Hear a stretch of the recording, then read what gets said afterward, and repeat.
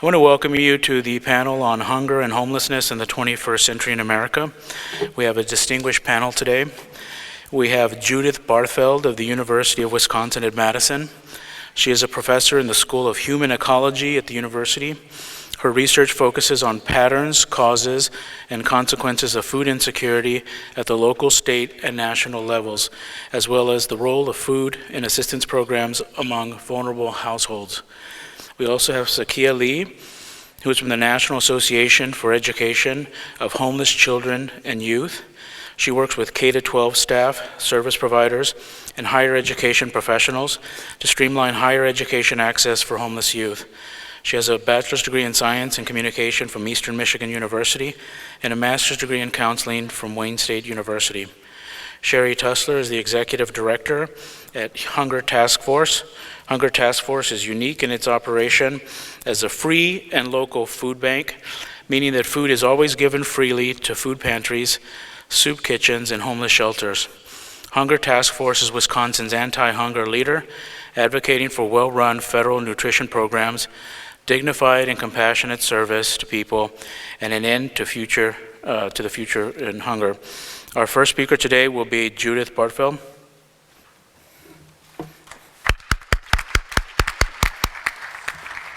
Just use this clicker to turn everything. Thank you.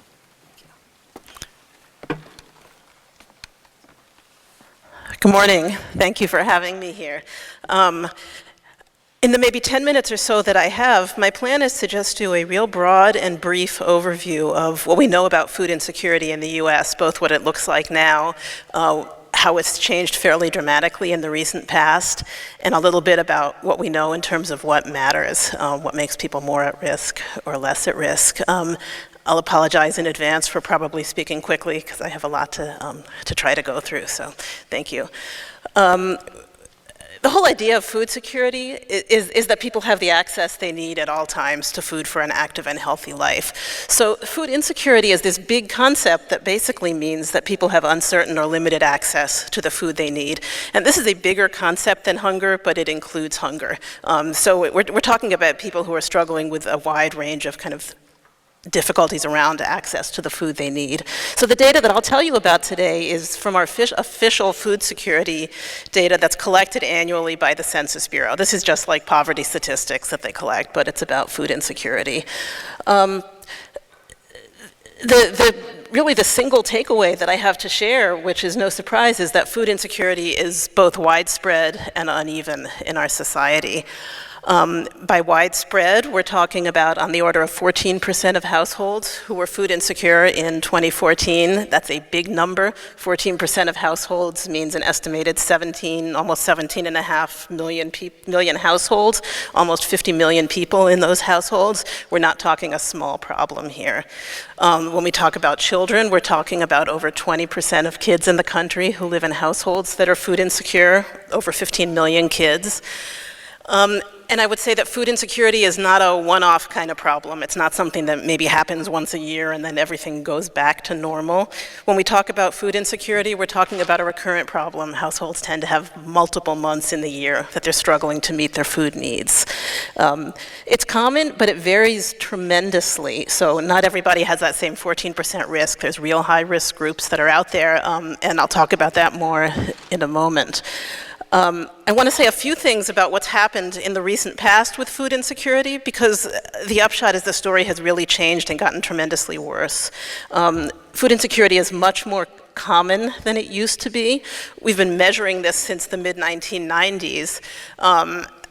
What I'm showing you up there is a picture of how common food insecurity is going back to 2001, and it looks about the same if you were to go back a bit farther. What happened is right at the start of the Great Recession, so between 2007 and 2008, we had this really unprecedented spike in food insecurity. We saw rates increase by maybe 30%. 30% increase in any kind of social indicator is a huge increase. So we had rates go from 11% to over 14.5% food insecurity. And if you look at what I put up there, you'll see that not only did we have this big jump, but it hasn't really gotten better in any meaningful sense. So that increase really got hunger and food insecurity on the radar for a lot of people. The other thing that's happened that I think is perhaps less well understood, not only do we have this big increase in how common food insecurity is, but it's become a lot, over the same period, it's become not only more common, but more severe. So if you think of when we measure food insecurity, we're measuring a broad range of kinds of difficulties households have in meeting their food needs. Not only are people more likely to be food insecure, but among those who are, they are much more concentrated at the more severe end of the spectrum, people who you would call going hungry rather than simply struggling to meet their needs. So we've had this parallel shift in severity. And the third thing that's happened that I think is really important in terms of going forward is that food insecurity has really increasingly diverged from what you might think of as conventional economic indicators or economic benchmarks. So if you think what you expect to happen, you think during good economic times, unemployment is low, food insecurity is better. When the economy takes a downturn, food insecurity gets worse. That's generally how it's worked, but it doesn't quite work that way as much anymore. If you look at that figure I put up there, you'll see two lines. The bottom is the unemployment rate, the top is the food insecurity rate. On quick glance, they tend to move together. If you look at what happens after 2010, which is where you see that vertical line, you see unemployment getting a lot better. This is our economic recovery that we hear about. But you see food insecurity staying really persistently high. We've hardly moved the needle there. So we've got this increasing divergence between how we think the economy is doing and how that translates into well-being for the most vulnerable. This is certainly not a new story for folks who work with vulnerable populations, but what's happening with food insecurity is just a real concrete example of how economic gains don't always translate into improvements for those who are struggling. Okay, so we have this story of high food insecurity, of growing food insecurity, of more severe food insecurity increasingly diverged from kind of what we think of as to how the economy is doing. So what's driving all that? Poverty is the biggest risk factor, that's no surprise, but poverty doesn't really explain everything. So if you look at poor households, you'll see that maybe 40% or so of them are food insecure. That means many of them aren't. There's other things going on as well. If you look at all the food insecure households, what you'll find is that a little over 40% of them are poor. The rest are in higher income groups. So poverty is a risk factor, but it doesn't explain everything that we're seeing. Education matters a lot. There's a few really interesting stories in this slide that I put up here. What you can see is, first of all, if you look from left to right on there, you can see that food insecurity is way more common among folks with less education. This is no surprise to people in this room. So you can look over on the far left, see what's going on for folks with less than a high school education to folks with a 4-year college degree on the far right. But the other story in there that's interesting and more troubling is that across all education groups, we've seen increases in food insecurity over the past 15 years. We've seen this for those with less than a high school degree. We've seen it for high school grads. And in fact, where we see the biggest increases, at least in a proportional sense, are in those middle groups, folks with some college but not a degree, folks with an associate's degree. That's where we've really seen the largest proportional increases in food insecurity over the past decade. And even folks with a 4-year degree, you see higher levels. So education matters, but it's not a, no education levels have been immune from the changes that we're seeing in higher hunger risks. I'm just going to leave this up for a moment. This is not a surprise, but the point here is just that the risk of food insecurity varies really greatly across groups that we traditionally think of as vulnerable. We've talked about the poor, we've talked about folks with less education. Some other really at-risk groups are households with disabilities, racial and ethnic minorities, single-parent households, non-citizens. So the 14% food insecurity that we see kind of society-wide, it's tremendously worse for certain groups. A really important point, which I don't have time to go into, I could go into at length, but context matters tremendously. So we can look at households that are at risk and say, oh, if you're in this kind of household or that, you're likely to be food insecure, you're more likely to go hungry. It's the combination of households at risk and contexts that can either put people at greater risk or protect against risk. And I think this is where, when thinking about what to do about hunger, it's so important to understand. Context matters in so many ways. The economic context matters. While we saw unemployment isn't a cure-all, you're going to be much better off if you live in a time or place with lower unemployment and higher paying jobs than if you're that same person living in a place with high unemployment and low paying jobs. Cost of living matters. You're going to be much better off in terms of food insecurity if you live in a lower versus higher housing place. The safety net matters tremendously. I could talk forever about this, but I'll just say that we have a robust food assistance safety net that matters tremendously for households. We have a non-food safety net, things like unemployment insurance, things like tax credits, all sorts of things. Those vary in terms of how supportive they are. They vary over time. They vary state to state. That aspect of the context that people live in is tremendously important in terms of protecting against hunger. The non-food safety net matters. Having emergency food when you need it can at least be a tremendous cushion against hunger. The food environment matters. So it's this combination of households at risk and places that put people at greater or less risk. The last thing I'll show you is just a picture of what food insecurity looks like around the country. This is food insecurity among households with kids, so it's more prevalent than households overall. And this is averaging over the past roughly 15 years. And what you can see is that the story is tremendously different depending where you live, from lows of maybe 11% to highs of as much as 24%. Some of that is explained by higher and lower risk demographic profiles in different states. Some of that is explained by more supportive and less supportive contexts, whether that's policy, whether that's cost of living, whether that's the strength of the economy. Much of that is frankly still unexplained. So we know a lot of things that matter. There's a lot of other things that we don't have our head around yet in terms of understanding this. I'll stop there and turn it over to the next person on the panel. Happy to answer questions later. Thank you. Thank you, Judy. Up next, Cyekeia. Good morning, everyone. I'm going backwards. That's me. Okay. So I am NACY's Director of Higher Education Initiatives, and I am going to quickly take you through homelessness in America, but I'm going to focus on our unaccompanied homeless children and youth. So I want to first look at the causes of homelessness, because even though I've worked with this population for some time, it's still hard to really wrap my head around how our families become homeless. And I know sometimes in higher education, that's also difficult for people as well. But you can see here, and I won't read through every point, foreclosures, the recession. I hear from reporters all the time where families impacted by the recession. Most certainly, but I remind people that some of our families never had houses to lose in the first place. These are just cycles of poverty they're going through. Unemployment or underemployment, sometimes our parents want to work and they just don't have the ability to find employment. Lack of health problems or health insurance, so that's a whole nother conversation, right? But a lot of times our families may become homeless when there's some mental health or addiction disorders, or even I've seen students whose parents have had cancer or something and then they become homeless. Domestic violence, 50 to 70% of the students I work with see some form of domestic violence in their home. And then there's the natural other disasters, so Hurricane Katrina, Superstorm Sandy, when there's mudslides, when there's fires, a lot of our students and families are impacted by this. And of course, abuse, neglect, and dysfunction, that leads to a lot of our youth escaping those situations and fleeing their homes. I always say, if you've heard me speak before, what is a presentation without data? So this is my only data slide.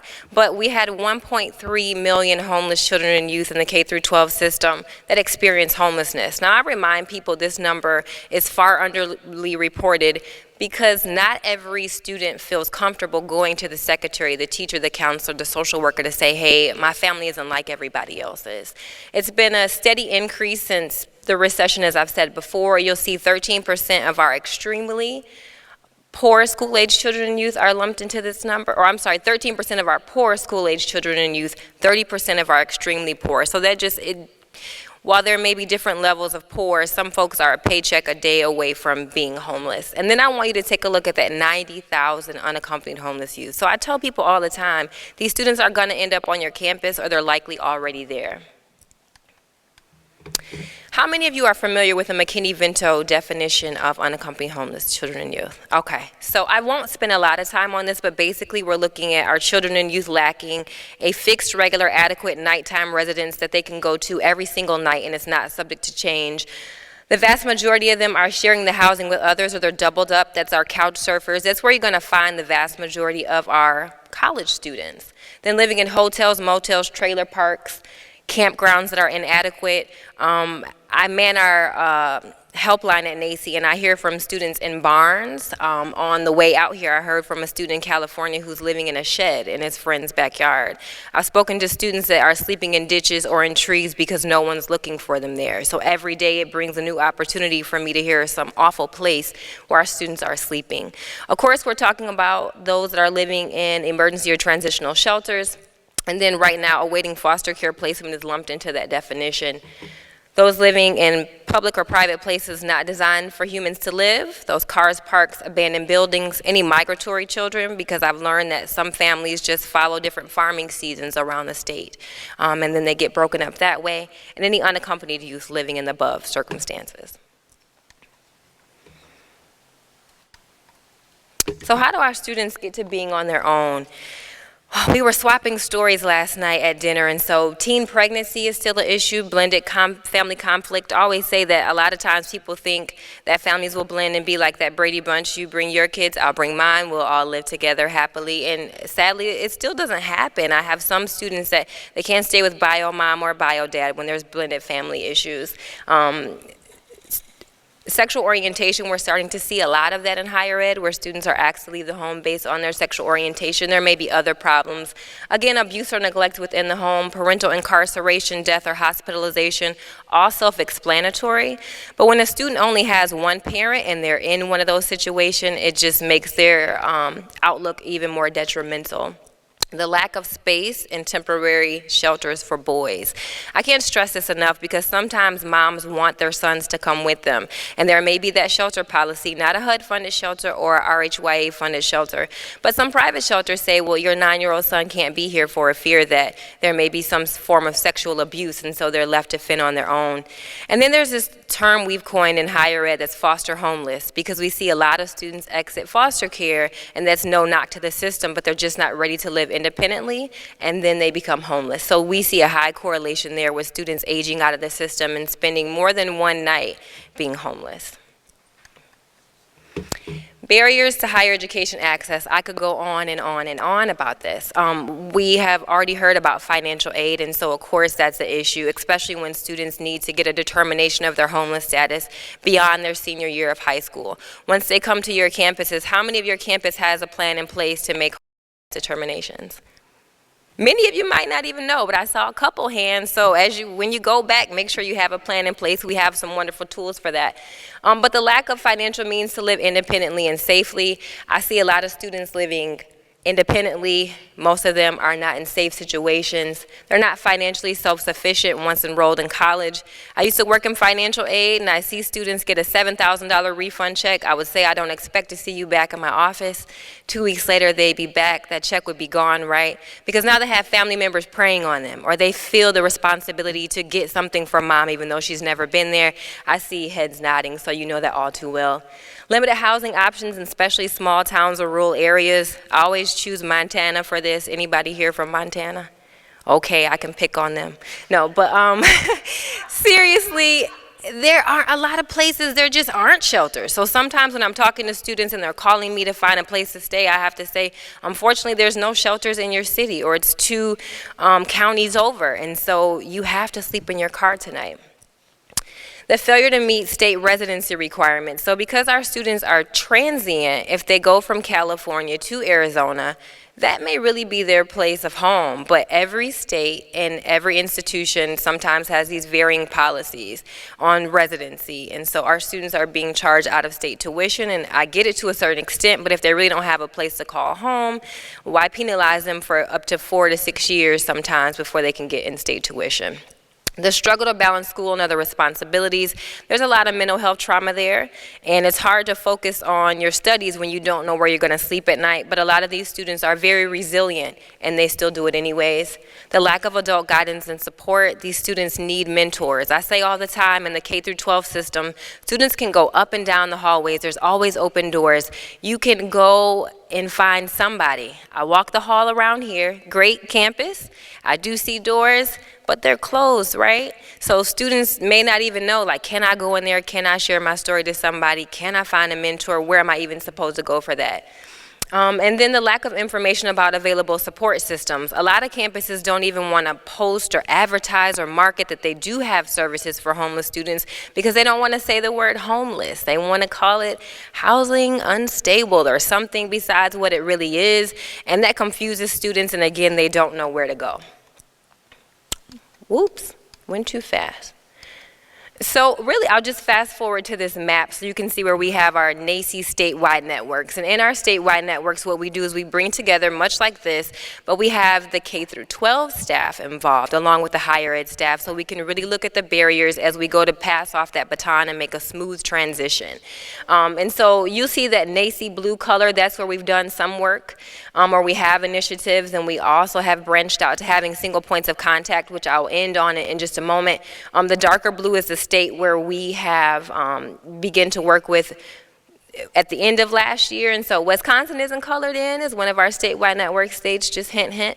But at any rate, we are breaking down barriers in those states for students. And the states that are colored in white vastly have said, Cyekeia, we would like to really focus on the babies. We are not concerned at this time with those accessing higher education. They can fend for themselves. To find out more about what's going on in those states, you can check out our website. And then lastly, our SPOC. So we have over 400 single points of contact on our college campuses across America to help homeless students navigate that campus, to figure out what do we do about housing? Can we get year-round housing? Help me with this financial aid form. I need some mental health counseling, can you please connect me to that? I need some food. Where's the closest food bank? And so, as you can see, our SPOCs come from all those different offices, and they help students with those needs. And we have a SPOC model. I normally put up a Mr. SPOC, but I might get in trouble for that. And then lastly, because I know folks are taking pictures, we have the ability for students to call and talk to me about their homeless needs as they access higher education, as they transition. It could be financial aid. We now have a text line because we know that students don't always like to talk about their problems. They'd rather text them instead because it gives them just another safety net and have to not say it. We have a scholarship for homeless students. So I won't take up any more of your time this morning, but please do check out our resources. They're free. And join the fight with us as we try to help homeless students on college campuses.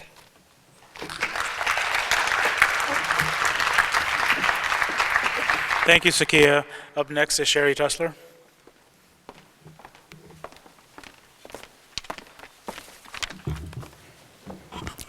Good morning.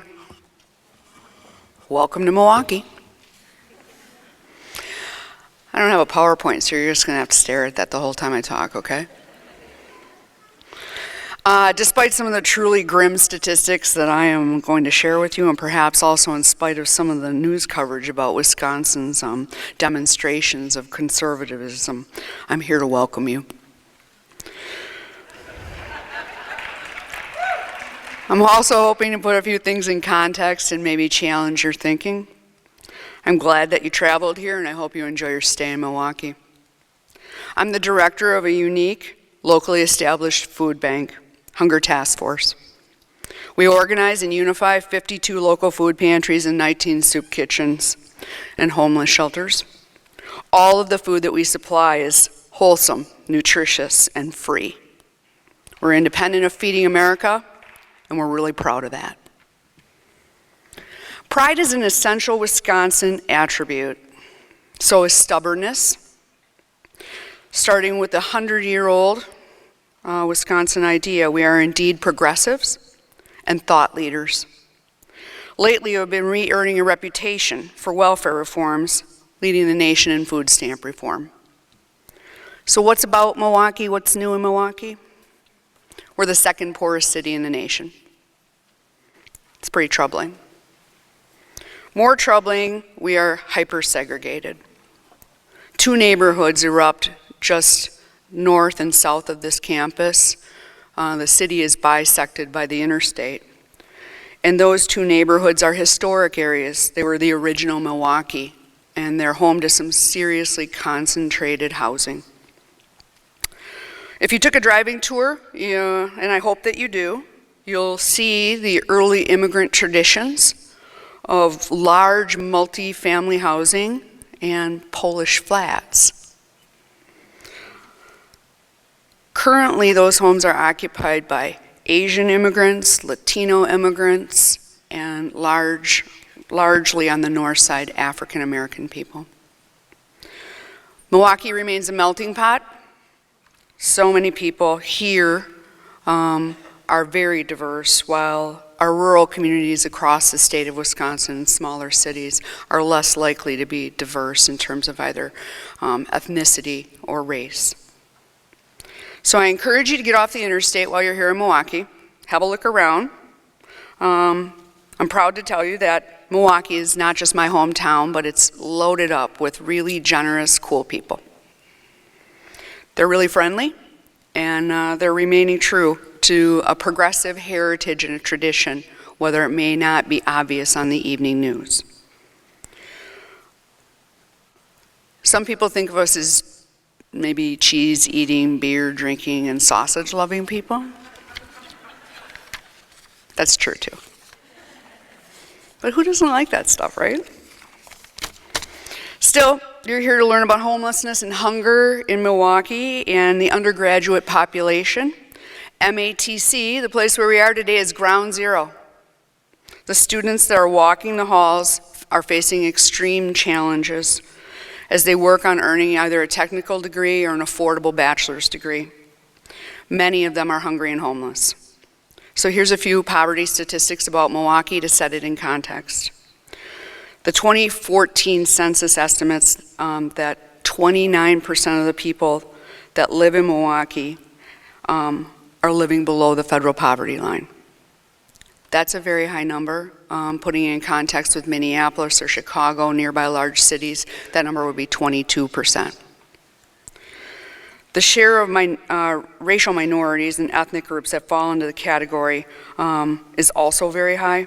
If you look at people in households with incomes below 125% of poverty, 49% are African American and 43% are Hispanic.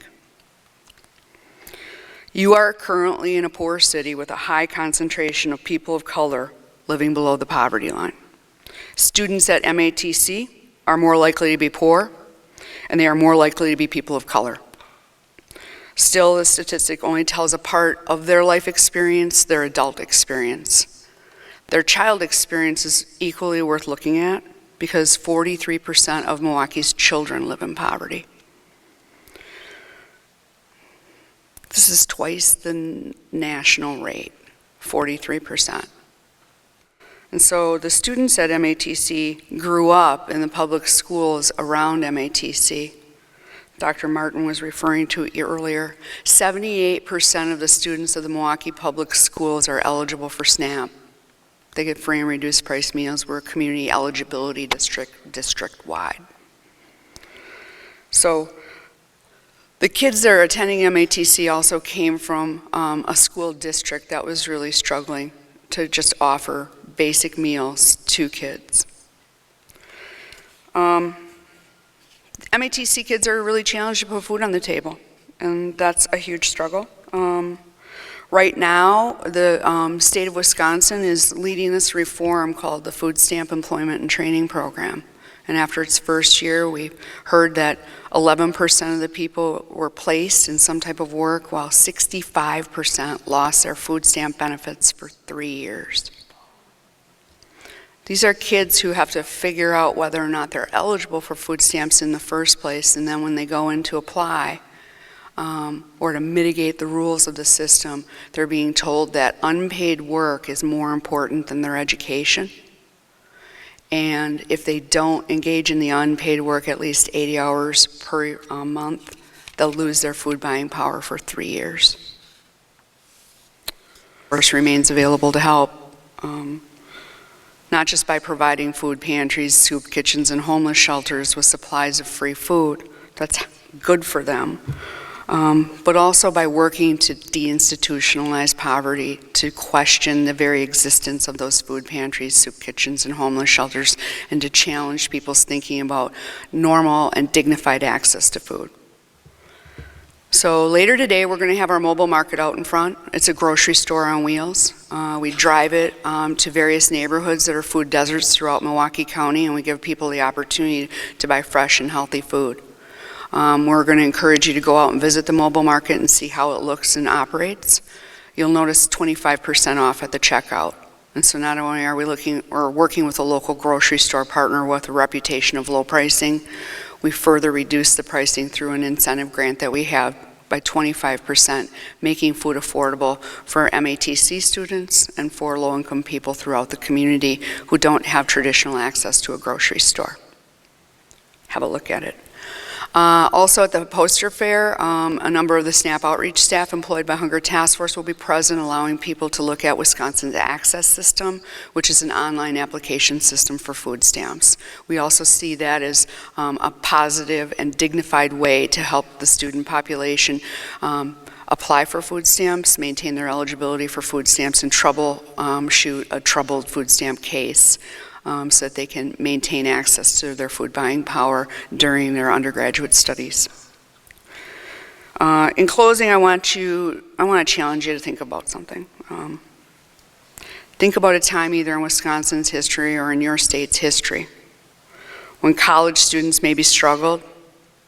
They had a lot of different jobs, but they figured it out and they went to school, and they went to school consistently instead of spotty attendance, worrying about their financial aid or whether or not they were going to make ends meet. There was a time like that. That time was when I was a college student.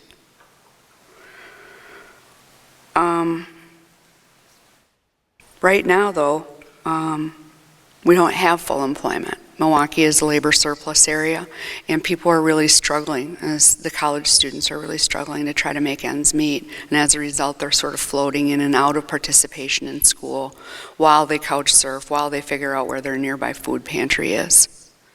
So for those of you who are more like my age and remember a time when there was full employment and affordable tuition, I'm going to challenge you to tell other people about that time. Just inform and educate. Because some people are so used to poverty in the United States that they've grown to accept that there will always be 25 or 30% of us living in poverty, and that's wrong.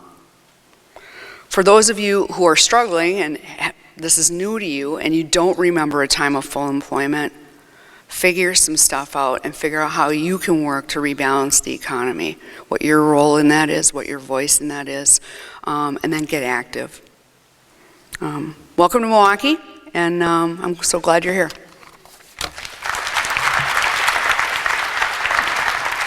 Thank you, Sherrie. We're now going to have a Q&A session. I'd like you to state your name and the organization you represent, please. We have Dave down here with a microphone. Who'd like to take the first question, please? I'm the College and University Food Bank Alliance in Single Stop, and my question is for Cyekeia. And I'm just curious, so given the fact that a lot of colleges and universities are working to address the issue of students who age out of foster care who are now in college, if in a perfect world, if you could stamp out a program that's happening right now that's really successful at a college, that's something the college has created, which one would you pick to have every school have? This is, you can hear me, all right. So a model program, well, since one of my spots are here, I have to say that UMass Boston's U Access program, Sherrie is still, if she's gone, that was her shout out. So, but they have a wonderful program, and the unique thing about UMass Boston is they don't have on-campus housing, right? But Sherrie has built some relationships with area shelters. And so I think that's really great because a lot of times I'll talk to community colleges and they'll say, well, we don't have housing on campus. Like, what can we do? And I'm like, you could do what Sherrie did. It's totally possible. And then another one that's right up there with Sherrie's, and she knows it, is Kennesaw State University in Georgia has a CARE program. So Marcy Stidham, I always pass out her contact information. If you want it, I'll give it to you. But she has a Cadillac program where in her office there is a food pantry. She is a social worker, so there's counseling on site. They also work with the consignment shop for clothing. She has a scholarship for homeless students to be able to get housing on campus, and then she's also built relationships with benevolent services to get off-campus housing. So another really great program. Either one of those two, I would say that would be my ideal, either one. Thank you. Next question, please. There's a gentleman right there.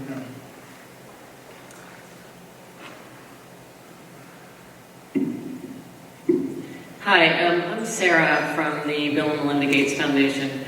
I'm really interested in, from all three of you, is how do you build awareness among the populations that need these services? So that would be my first question. And then for Cyekeia, you worked in financial aid. How does winter and summer term impact these students? And I came from financial aid too, so it's kind of a leading question because I felt that was a huge population that was not addressed. Got it. So I will answer the financial aid question first, and then what was the first? Awareness. Yes, I'll segue into that and then let my co-presenter speak. So I don't know if you saw me wince when you worked in financial aid. So summer and winter, I think a lot of times, especially when we get to summer, students may not realize that they've used up their aid for the academic year, right? So they may want to continue to go on, but nobody's had the conversation with them that between fall and winter, or however it's broken up on your campus, you may have already used your aid. So that's when I think that people need to do some counseling and some talking up front to talk about that. Summer is the longest gap period where our students sometimes don't have housing, and I know that that can be detrimental. That can be one of the things that don't bring them back. And even when we look at spring break, or even the winter break, we now have a campaign where we call it Home for the Holidays, even though we're encouraging campuses to keep dorms open all year long. So we're trying to find out who even does that. If they run out of financial aid, I would encourage maybe some summer work study to get them some full-time employment. I know that could be an issue on campus, but even see if you can find them an internship off campus or a job off campus.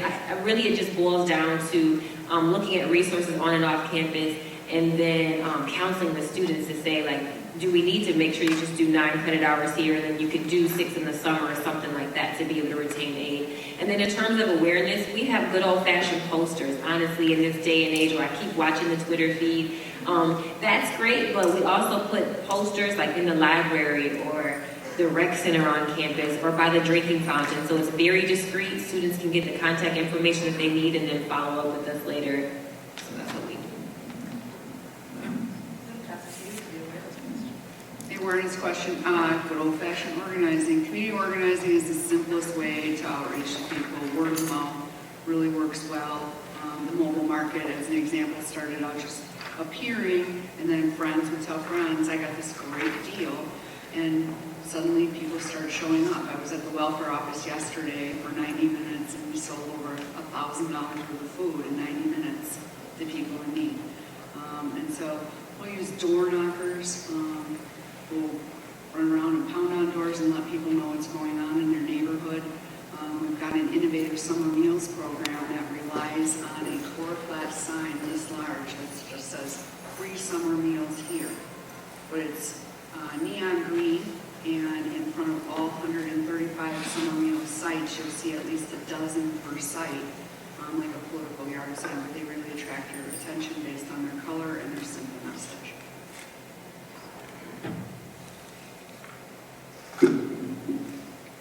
Judy, do you have any comments or fun? Okay. Next question, please.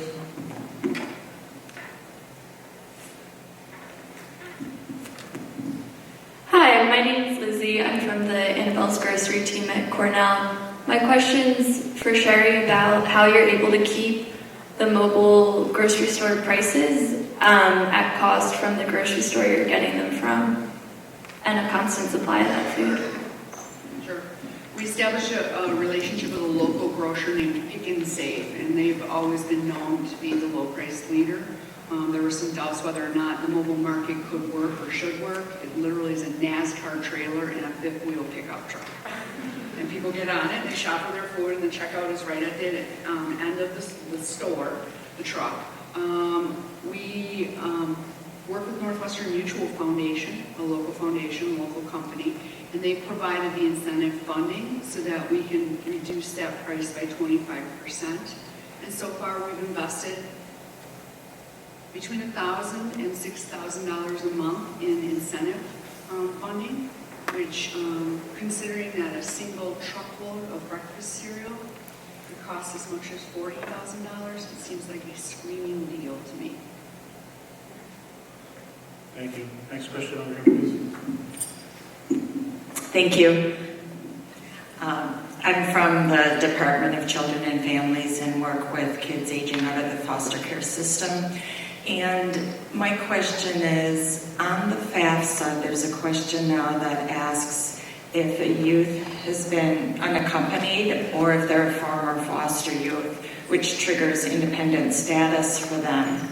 And it seems like that's a perfect opportunity to grab those kids and connect them with resources. However, that information is protected, is my understanding, by FERPA. So do the financial aid offices that any of you are aware of have a process of actually connecting, not just saying, oh, this is available for you, but taking those steps to connect the youth, because that's really a captive audience there. You already know what youth are going to need assistance through that, just that one question, which is great, but then what's the next step? Really great question. So with our spots, a lot of times some of them are in the financial aid office, so that's how we get over that hurdle. So they can pull all the FAFSAs in Colorado at one of our community colleges. They pull all independent students, so if they're homeless, foster, orphan, or the court. And this particular lady, Mary Giggy, will send out like Mary's tips to this group of students. So she doesn't outright say, hey, all homeless youth, hey, all foster youth, but she may say, well, here's how you access SNAP, or here's how you access the food pantry, or here is how you may access some off-campus housing. So that's one way that SPOC model really will get you over that hurdle, because it causes your campus to build a relationship between the aid office and other offices. Some other places have developed a homeless intervention team, so they call it a HIT team. And then again, you just invite financial aid to the table. Sometimes I tell people you gotta look beyond aid, so we are making sure students check that box and we wanna know, but sometimes they're only gonna get so much from financial aid, so you have to start to share that knowledge. So again, I would say just even a simple conversation, if you just invite the financial aid staff to have a conversation with somebody else on campus who knows about homeless and foster, that's a really great way to start. Thank you. Next question. Good morning. My name is Ed Clarity from Copley Retention Systems. We have a student success platform that, among other things, outreaches to students. And my question has to do with language. In terms of surveying students, is there an approach to language where you're more likely to get an honest, forgive the term, answer for us to help schools identify those students who are in need? Is there language to stay away from? Is there language to guide us in terms of formulating queries to students in order to bring them in to help?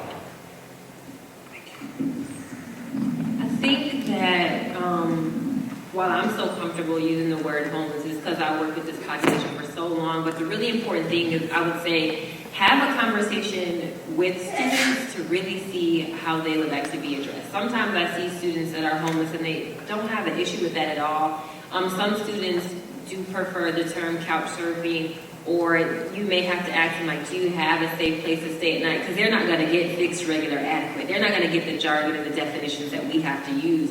So really a lot of times I would say you just have to talk to those students to see what they would prefer. But anything that they would like to be called, I think you have to really work on making sure your organization at campus has a culture that's understanding and sensitive to that. Really, I think a lot of times it's more us as the professionals and practitioners that are afraid when the students are like, just ask me so you can give me the help I need. We have a question in the back over here.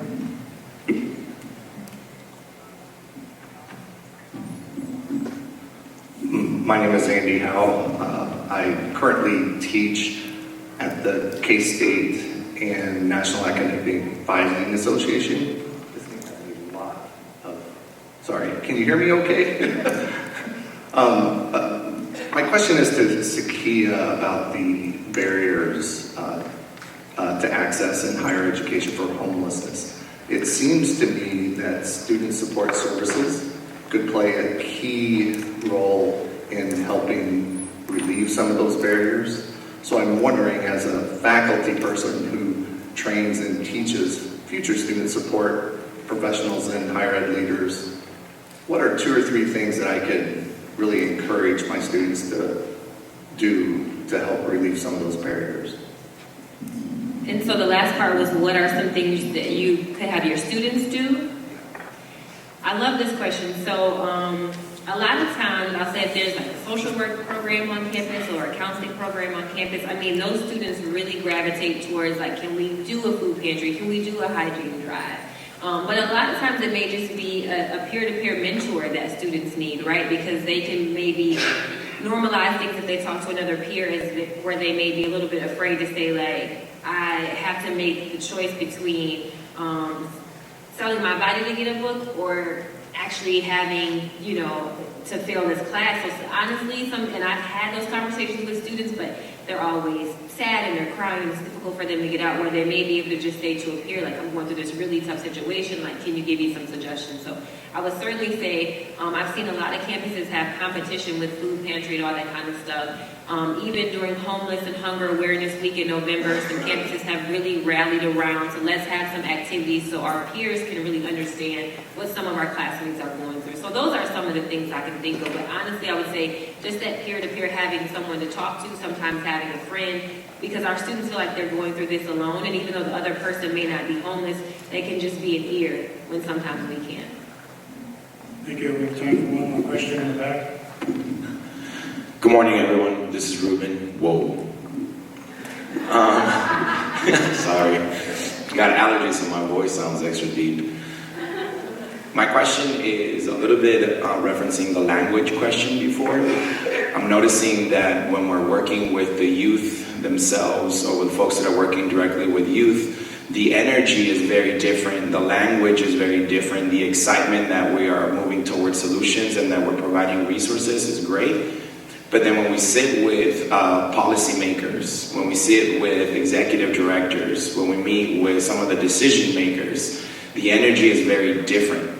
It's more of shame. They bring the language of shame. They bring the language of stigma. They bring the language of fear and ego into the room. And it's a very different dynamic.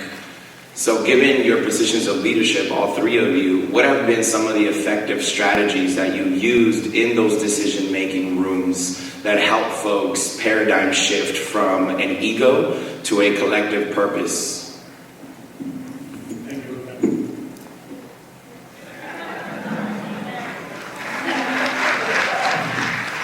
I'm going to suggest that you can shift the paradigm by meeting people where they are. If you want to talk to people about hunger and homelessness, it's probably better to meet somebody at a soup kitchen and have dinner there than you meet them in their office or at some fancy restaurant or out for a $5 cup of coffee. And so getting people to be where you need them to be and see the things that you see is super important. Describing stuff in an office setting rarely works. And so I think that grabbing up that passion that students and other professionals have about wanting to end hunger and homelessness in the United States is really important, and it's possible to convince people and to radicalize them in their viewpoint if you just show them what you know and what you see. One of the things that we do at NACY is we really use youth voice, and we take them on the Hill with us, or we take them to their state legislature's office. It's one thing for Cyekeia to keep coming in, here comes this lady talking about homelessness again on the Hill. But when we take our students, it's very different for them to say, when I was in Detroit public schools, I never knew about my liaison, so I went hungry several nights. So that holds that liaison accountable, that holds that governor accountable. So we always use youth voice. We take them on the Hill with us, or we connect them to power players in their state so they can, get it from their perspective, and that's how we shift the paradigm. Every single June we have a scholar summit from our scholarship, and that's every year we bring back a different class, and we just go in the room, close our mouths, and just let them really take the opportunity to shift the paradigm. So I want to thank all of you for contributing to a dynamic exchange here. Would you join me in a round of applause for our panel?